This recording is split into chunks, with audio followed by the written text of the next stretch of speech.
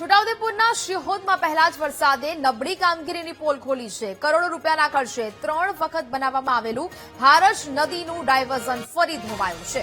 મોડી રાતે પડેલા વરસાદને પગલે ડાયવર્ઝનનું ધોવાણ થયું. ડાયવર્ઝન સુરક્ષિત ન હોવાથી ભારે વાહનો માટે રસ્તો બંધ કરી દેવામાં આવ્યો છે.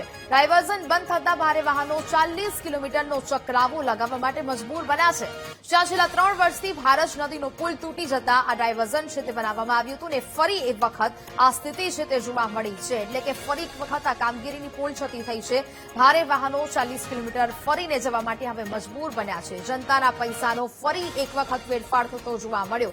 પહેલો જ વરસાદ અને પહેલા જ વરસાદમાં કરોડોના ખર્ચે બનાવેલું આ ડાયવર્ઝન ધોવાઈ ગયું છે, જેને કારણે હવે મોટા વાહનો અહીંયાથી પસાર નથી થઈ શકતા. હાલ આ રોડ છે તે મોટા વાહનો માટે બંધ કરી દેવામાં આવ્યો છે, જેને કારણે હવે લોકોને મુશ્કેલી સર્જાઈ રહી છે. ડાયવર્ઝન બંધ કરી દેવામાં આવતા હવે મોટા વાહનોને 40 કિલોમીટર ચક્રાવો લગાવવો પડે છે.